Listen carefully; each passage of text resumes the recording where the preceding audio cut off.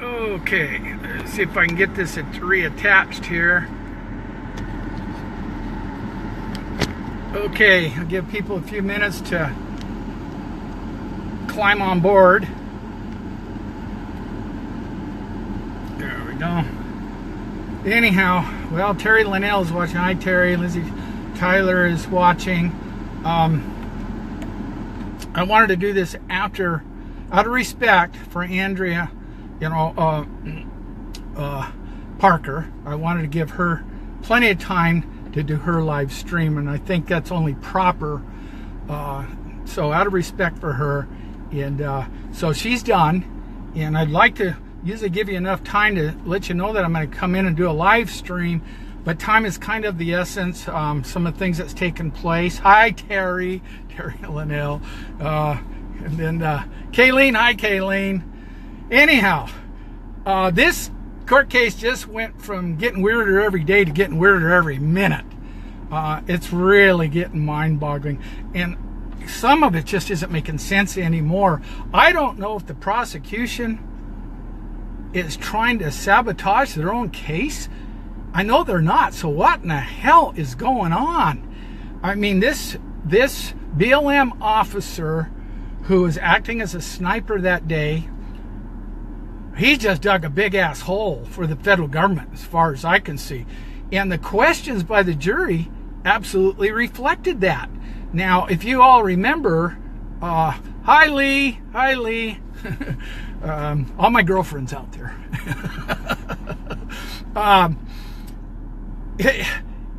They let him just, as long as I can remember, I've heard lawyers say, if you get on a stand, say as little as possible.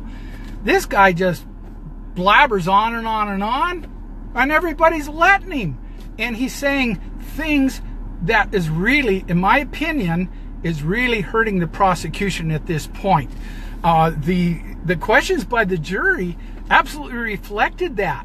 Now, if you saw my earlier live stream during the day, okay, I said this guy was absolutely trying to shoot Eric Parker, okay? It came out in the second half. That was in his official report, that he was pleading with dispatch to stop the traffic so he could take the shot. This big-hearted guy that was so worried about the children, but he was begging to blow Eric Parker's head off. Okay, it's in his official report. He was pleading.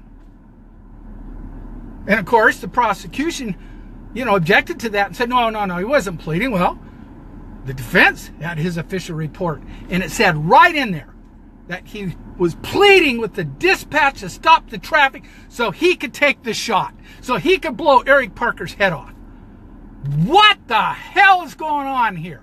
And at one time they're saying, oh, we never pointed firearms at the people. They were pointing firearms at us. And you know what's really interesting? He said, no, they brought firearms to the fight. If you're going to bring a knife to a knife fight, are you going to bring a gun to a gunfight? Well, they brought the guns to us.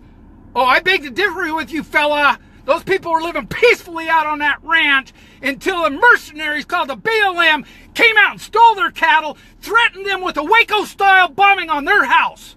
Okay? And you're going to sit there and tell us that they brought the fight to you? You friggin' lying hypocrite. Excuse me. Anyhow, the new definition. You want to know what the definition is of pointing a firearm at a law officer? It can be shoulder on your back ways. It can be shoulder on your front ways. What they call the ready position. It doesn't really matter, because he said that there was imminent threats in the crowd dressed in civilian clothing with sidearms. And that means he could have taken them out and shot them. In fact, he said that his finger was on the trigger, the safety was off. He took up the slack while he's scanning the crowd for threats. An imminent threat. He basically just got on the stand and told the world, I could have shot anybody with a firearm that was in that crowd, those peaceful protesters, not just the guys on the bridge. People, we have entered into an alternate reality. I am telling you, this is crazy. It's nuts. It blows. It actually, this guy, how did they just put him up there like that? The prosecution, are they retarded? This guy just dug a huge hole. And then the jury, in their questions, one of the questions was anybody harmed that day? Number one, okay? Number two, how do you make this evaluation? Who you shoot? He said it was his training. And he rehearsed his training. An imminent threat, conditioned response. You kill the imminent threat. And in his camcorder, he had body quarter, which they will not allow us play. He said, shoot first, ask questions later. Now here, if he would have shot, if he would have taken that shot, all his BLM guys outside, which he admitted were in a compromised position, they're all dead. Not only them, but how many people in the crowd, and how many of the Metro officers down at the West End on the crossover. If he would have taken that shot, there would have been a minimum of 50 fatalities, guaranteed. A minimum of 50 fatalities. This guy this is their training. You're looking at an army, a standing army with this kind of training. It is the federalization and the militarization of our police force. Now you know why police officers shoot first and ask questions later. And you know what? They always get off the hook, don't they? Almost always. Almost always. You know? This is the way they're trained. And this is a BLM officer that's getting this kind of training. They're training all these alphabet agencies. You shoot first, you ask questions later. That's exactly what's going on. People, this is such a threat to our constitutional rights. What's going on in that court right there, if it's allowed to stand, if that's allowed to stand, you can forget the Constitution of the United States. It is trash. It will never mean anything ever again. If this federal government wins these cases, we have a lot of people, we have a lot of new court observers that are coming out to see this. Saw a gentleman by the name of Jim. He's from South Dakota. Same thing is like all of them.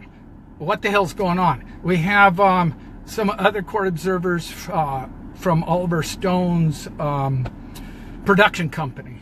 Stunned. Can't believe what they're seeing. Can't believe what they're hearing.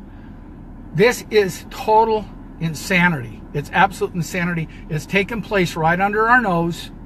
We are going to be the victims of this thing if this is allowed to stand. Now, that's the highlight. That's pretty much the highlight of the whole thing. There was all kinds of times when this guy actually contradicted himself on the stand. There's a picture that blows my mind. It's from Eric Parker's position, okay, on the bridge.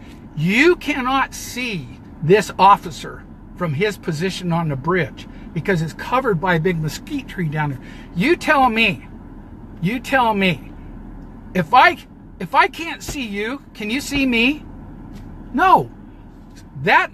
Something needs to be done there to show, and I think it will come out, where they will show Eric Parker's actual visual, what he could actually see.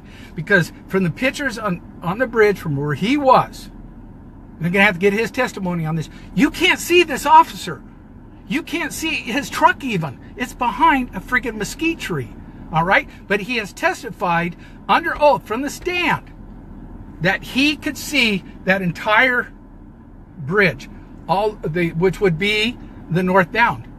Okay, now there's some videos where you can see part of it. Okay? But I don't believe from Eric Parker's position, which is, if you saw the video, it's quite a ways to the left. I don't believe that he could see Eric Parker. He could see Eric Parker at different times as he was working his way that direction. All right? So there's a lot of anomalies that's got to be clarified. The judge is her usual by herself. She'll let the prosecution witness just carry on, which in this case I think is really good. Like I said, I think he dug a pit for the government. What I see is the federal government is getting desperate. They're really getting desperate. There was a bizarre thing that took place, which I pointed out to some of the other court observers. While we are waiting for the jury to come in, this officer, this BLM officer, I'm not going to mention his names. I really don't believe in doing that, okay?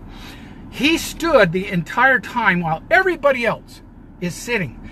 We're talking a good 10, maybe 15 minutes. He stood there stoically.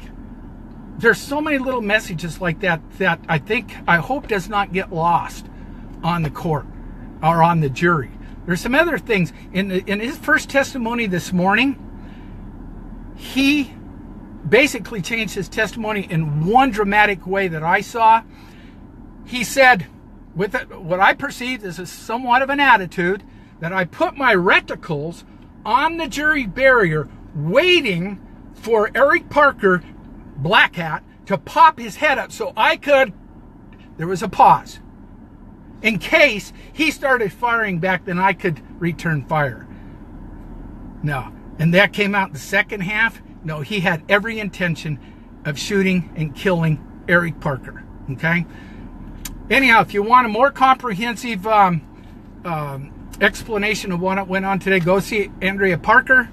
She does a fantastic job, and I'm going to give her the respect from now on that she deserves. I'm going to let her do her live streams first, and we're actually coordinated when I blow the shofar or not, so that I don't disrupt her.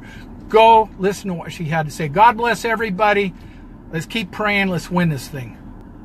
Over and out.